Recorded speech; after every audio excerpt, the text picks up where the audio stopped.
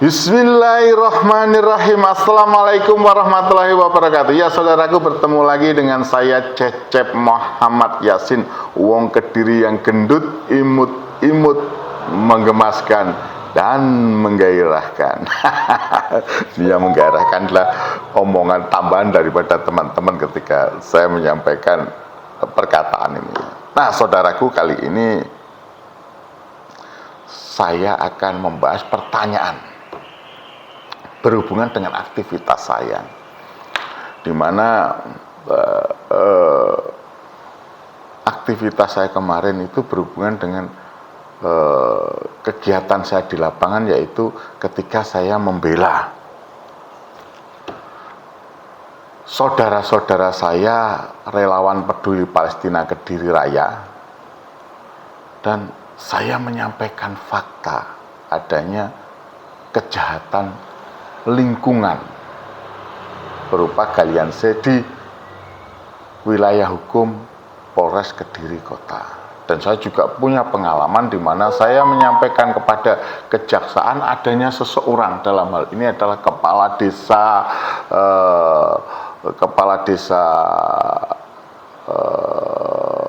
di salah satu kecamatan, saya agak lupa, di Kecamatan Kras Kabupaten Kediri, itu bersaksi di hadapan jaksa. Dia dihadirkan oleh jaksa, bersaksi di depan sidang pengadilan, dan di hadapan jaksa juga hakim. Dia mengatakan menerima suap berhubungan dengan pemilihan perangkat desa, tapi apa lacur tidak ditindaklanjuti, walaupun saya sudah sampaikan dan itu sudah terekspos di media. Jadi saudaraku, dari situ dan beberapa pengalaman sebelumnya, rekayasa, saya katakan rekayasa, karena nyata sesungguhnya kalau kita tahu rekayasa, tidak usah jauh-jauh kita melihat peristiwa daripada meninggalnya Brigadir Joshua. Terus itu berhubungan dengan rekayasa. Kasus Sankonkarta itu berhubungan dengan rekayasa. Kasus di Jombang yang dulu ramai tentang pembunuhan berantai yang kasusnya Rian di Jombang, itu pembunuhan berapa orang yang meninggal, itu juga rekayasa daripada penegak hukum. Dan banyak lagi rekayasa, dan memang itu seperti sebuah kebiasaan. Jadi kalau saya mengatakan, ya kita harus yang harus kita waspadai adalah rekayasa dari penegak hukum, karena bahaya penegak hukum kalau sampai melakukan rekayasa, itu sangat berbahaya. Dan peristiwa-peristiwa lainnya banyak lagi, kasus-kasus. Saya ada peristiwa di Kejaksaan Agung, ini saya katakan di Kejaksaan Agung, di mana kasus BTN, kasus korupsi di BTN, ini berhubungan dengan Novasi, sekali lagi berhubungan dengan Novasi di BTN, di mana sampai sekarang buktinya ada di daerah Mojosari, itu benar-benar direkayasa dan sudah ditetapkan sebagai sampai tahap penyidikan, tersangkanya juga ada di Kejaksaan Agung, tapi nyatanya itu tidak berlanjut sampai sekarang. Saya pengacaranya korban satu, yang nggak tahu kenapa sekarang korban seperti ini ya. Itu nyata sekali, kasus BTN nyata, nasional itu sudah gila. Itu uang ada orang nganggur dikasih uang untuk seolah-olah direkayasa inovasinya. Yang salah satu namanya Lamiranto ya. Saya tahu, masih ingat saya, itu namanya Lamiranto. Terus direkayasa demikian rupa, tahu-tahu jadinya sampai sekarang akhirnya tidak ada kejelasannya.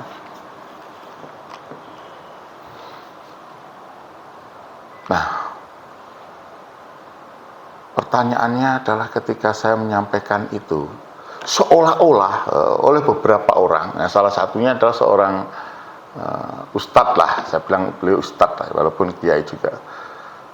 Saya gambarkan di podcast itu, saya sampaikan di podcast, saya sampaikan di podcast, lantas beliau bertanya, Gus, jenengan ini apa nggak percaya dengan penegakan hukum di Indonesia?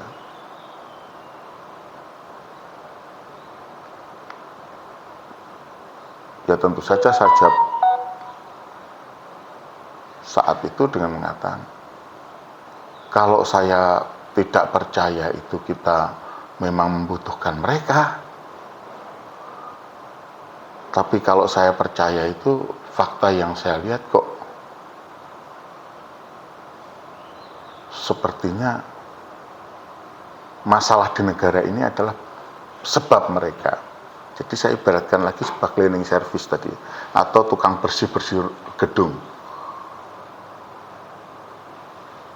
Kalau tukang bersih-bersih gedung itu setiap hari menyapu dengan sungguh-sungguh, profesional, kaca, lantainya, tembok-temboknya, kacanya, semuanya ditempap, gedung itu akan bersih. Pertanyaannya,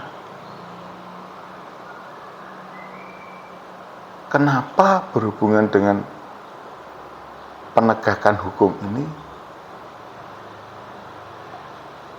kejahatan, khususnya kejahatan korupsi? Katakanlah sekarang copet di Mengurasih itu sudah hampir saya lihat nggak ada, tidak seperti dulu, bersih sekali di Mengurasih, di terminal Mengurasih, karena saya orang Surabaya, di terminal Mengurasih bersih sekali, di mana-mana di Wonokromo dan sekitarnya, Joyoboyo dan sekitarnya bersih sekali, bisa. Tapi kenapa untuk bersih-bersih korupsi itu tidak bisa, bahkan semakin bertambah?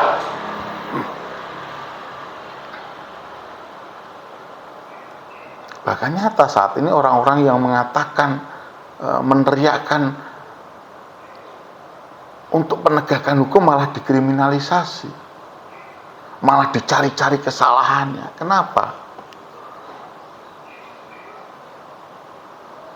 Jadi kalau kita lihat, saya bilang sama Ustadz, saya nyebutnya Yai, coba jenengan lihat, apakah korupsi kita berkurang? Atas belum jawab. Ya enggak Gus, tambah bertambah. Nah sekarang saya tanya, saya jawab, siapa yang memiliki kewenangan untuk membersihkan mereka? Polisi dan jaksa juga KPK. Nah, menurut polisi, menurut jenengan, apakah polisi, jaksa dan KPK ini serius menegakkan hukum? Plus DPR, plus presidennya.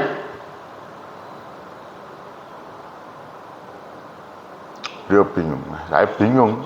Gus, kalau ngomongkan tentang penegakan hukum, kalau sudah seperti ini, kalau jenengan tanya begitu, nyatanya korupsi itu merajalela. Tidak seperti di eranya Pak Harto, makin korupsi, siapa yang melakukan korupsi ya habis sudah di eranya Pak Harto. Tapi di era sekarang ini gila-gilaan. Saya jadi, nah bingung nggak sampean Ustaz Yai? Bingung saya. Kalau pertanyaan sampean begitu, disitulah saya teriak. Saya kasih tahu peristiwa-peristiwa yang terjadi di BTN. BTN ini, Bank Tabungan Negara, korupsi tabungan negara, saya bukakan. Ini pertanyaan baru kemarin, insya Allah hari Jumat yang lalu, sebelum saya tayang, ketika saya habis Jumatan sama beliau. Coba lihat, ini kasus BTN, selesai nggak? Sudah penyidikan. Saya kuasa hukumnya daripada korban yang sekarang nggak tahu kenapa korban menjauhi saya. Saya tidak akan mungkin, saya ada beban moral. Kok malah korban itu memberi kuasa sama saya, lantas setelah ada diberikan solusi, mungkin nggak tahu di belakang saya, lantas saya akan memenjarakannya dia.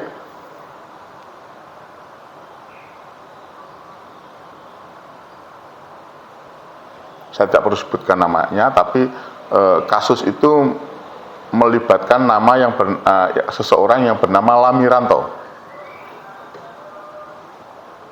seorang pengusaha properti.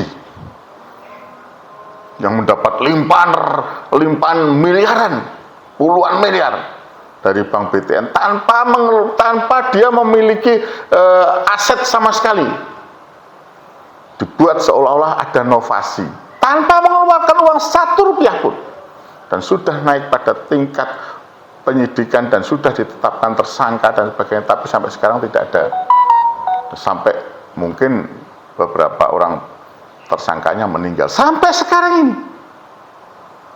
Saya sebutkan juga kasus di Kediri, di mana Kejaksaan Negeri Kediri ada kepala desa di salah satu kecamatan, 2 orang kepala desa. Salah satunya adalah kepala desa Kanigoro, Kecamatan Keras, Kabupaten Kediri, bersaksi dia bahwa mereka menerima suap di depan hakim, di depan jaksa, tapi sudah terpampang tidak. Rekan-rekan saya sebetulnya menjadi korban, ditetapkan sebagai pelaku pengeroyokan. Dan itu kalau dari rangkaiannya jelas juga adanya di wilayah hukum Kota Kediri, Polres Kota Kediri, dan juga adanya kasus yaitu pentambangan liar dan juga masalah-masalah yang lantas, yaitu akhirnya ngomong iya.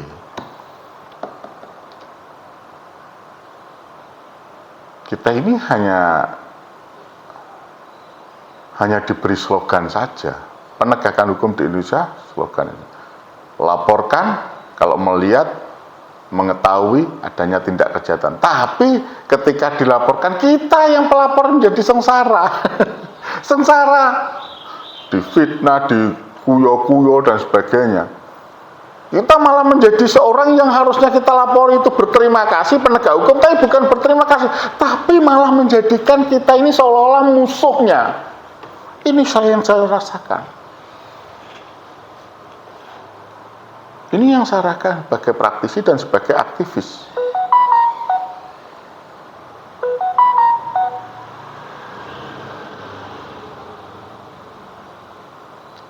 Setelah itulah, dari pertanyaan itu yaitu melihat iya ya, nggak usah jauh-jauh ya, sampai melihat kondisi nasional saat ini bagaimana orang-orang yang bermasalah, bagaimana negara ini tidak akan bermasalah ketika nun sewu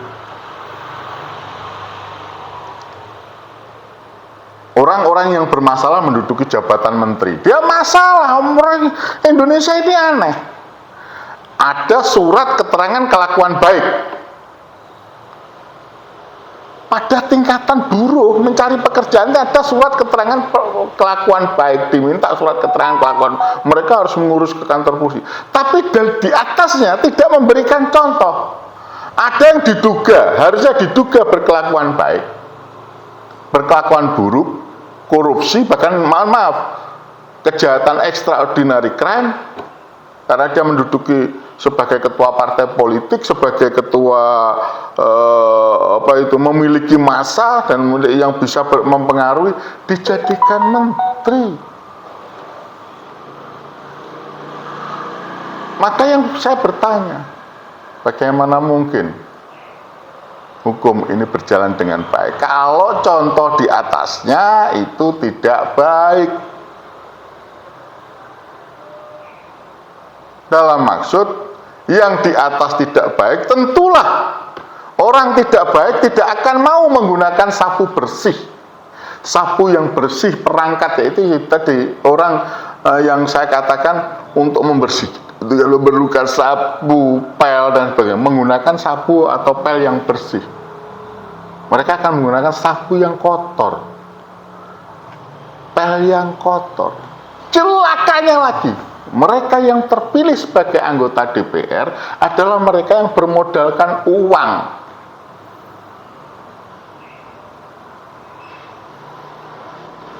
Sehingga ketika mereka dilantik, disumpah, tidak mau melihat ke bawah, bahwa dalam fakta di lapangan itu kondisinya Indonesia ini penegakan hukumnya itu ruwet. Karena orang di atas ruwet. Orang yang paling atas ruwet, lantas yang bawahnya juga ruwet, kotor semua. Saya bilang sama Kiai itu, Indonesia ini selama orang yang di atas bukan orang yang baik, tapi orang yang bermasalah, orang yang diduga bermasalah. Karena orang yang bermasalah itu belum tentu orang yang harus putusan pengadilan. Tapi orang yang benar-benar clean. Contoh kasus misalkan seperti Budi Ari. Budi Ari itu orang yang bermasalah. Saya sampaikan nih, tidak usah bisa menyebutkan yang lain, masih banyak. Budi Ari ini orang yang bermasalah. Tapi sampai sekarang kan seperti dipertahankan, sampai sekarang itu tidak turun-turun. Dan banyak lagi orang yang bermasalah yang tidak turun-turun. Nah inilah yang menjadi. Kenapa? Selama kepemimpinan di atas masih bagian daripada kepentingan barter, maka jangan diharapkan penegakan hukum akan lurus. Karena kepala itu akan menguasai badan, leher, badan, dan ekornya. Kalau kepalanya busuk, maka leher, ekor, badan, ekor akan busuk juga.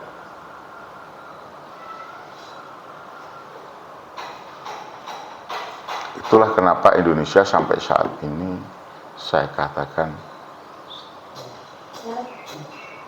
tidak baik-baik saja, dan kesejahteraan rakyat Indonesia juga jauh dari angan-angan.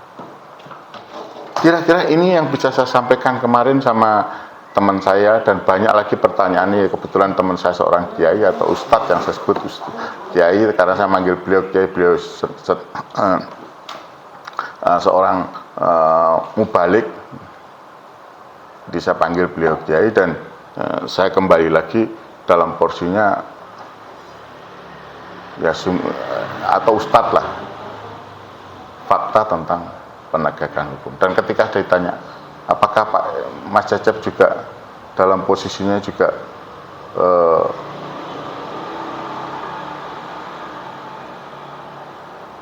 menjadi bagian daripada mereka, saya katakan saya seorang pengacara. Sungguh, demi Allah, saya menginginkan penegakan hukum. Ketika saya beracara dan sebagainya itu, saya ingin tegak lurus. Saya ingin menghadirkan, kalau kita beracara, menghadirkan fakta sesuai bukti, bukan rekayasa. Tapi seringkali karena seorang pengacara hukum yang seperti ini, seringkali saya harus mengikuti alur mana kalau tidak klien saya akan celaka. Dan kalau ditanya apakah saya juga termasuk dalam golongan orang jahat, insya Allah saya termasuk golongan mereka, orang-orang yang jahat, dan saya mengerti tentang hukum itu. Tapi saya yakinnya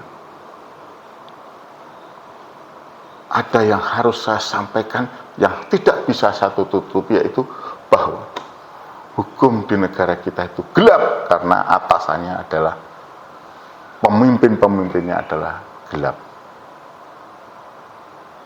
Demikian yang bisa saya sampaikan dari saya, Cecep Muhammad Yasin Wong Kediri, seorang lawyer, seorang aktivis yang mengetahui bagaimana hitam dan gelapnya penegakan hukum di negara kesatuan Republik Indonesia. Semoga ini menjadi pencerahan, tapi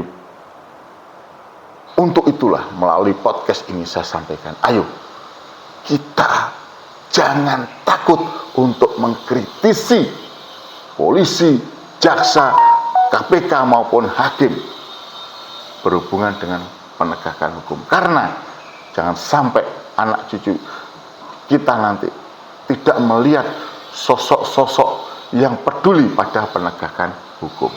Dan itu harus dimulai dari kita, rakyat Indonesia yang melek hukum. Pada saudara-saudaraku, saya yakin di tubuh kepolisian banyak orang yang baik, di kejaksaan juga banyak orang baik, di hakim juga banyak orang baik. Ayo, dan jenengan rakyat Indonesia berdiri untuk sama-sama, walaupun tertatih-tatih, kita harus menyampaikan fakta, walaupun nanti berisiko terhadap diri kita, karena setidak-tidaknya Allah mengetahui kita berikhtiar. Jangan karena kita merasa bahwa kita ini tidak bisa dalam menjalankan sholat, tidak bisa ketika kita harus menjalankan kewajiban. Yang namanya kewajiban ya, sholat. Contohlah kita menjalankan sholat. Walaupun kita tidak bisa konsentrasi, walaupun kita banyak pikiran masalah-masalah dunia, lantas kita meninggalkan kewajiban kita sholat 5 waktu. Tetap kita jalankan sholat 5 waktu, karena itu bagian daripada uswah untuk anak-anak kita, uswah untuk orang lain, di samping kewajiban kita kepada Allah. Jadi walaupun kita orang hukum, mungkin kita termasuk orang-orang yang jahat, tapi jangan buang apa yang harus kita sampaikan, supaya nanti generasi-generasi di belakang kita mampu memperbaiki, saya berkeyakinan insya Allah Indonesia akan mendapatkan pemimpin yang baik, pemimpin yang lurus, pemimpin yang mengedepankan penegakan hukum dan menjadikan hukum sebagai panglima, seperti yang dicontohkan oleh Abu Bakar As-Siddiq, seperti yang dicontohkan oleh Umar bin Khattab, seperti yang dicontohkan Utsman bin Affan, seperti yang dicontohkan Ali bin Abi Thalib, di mana mereka semua memakai contoh yang paling bagus, yaitu Rasulullah Shallallahu Alaihi Wasallam. Itu saya kira begitu. Jangan kita berkecil hati, tetap bersatu untuk tetap menyuarakan kebenaran, untuk tidak segan mengkritisi polisi, jaksa, hakim, karena di tangan kita lah generasi yang akan datang, mungkin tidak hari ini, tapi generasi yang akan datang sadar bahwa untuk negeri ini tidak bangkrut, maka penegakan hukum harus dilakukan. Dan insya Allah pelan tapi pasti ini oleh Pak Prabowo sedang diupayakan. Semuanya kasus-kasus korupsi saat ini, kalau tidak sebab Pak Prabowo sebagai presiden saat ini membuka pintu, menyampaikan fakta, maka saya yakin pagar laut atau judol dan lain-lain sebagainya, dan korupsi-korupsi yang saat ini seperti timah nih, korupsi timah, korupsi yang saat ini benar-benar menggelontor, ya, korupsi di kejaksaan saat ini begitu kenceng. Kalau tidak dari presidennya yang tegas membuka, insya Allah itu tidak akan terbuka.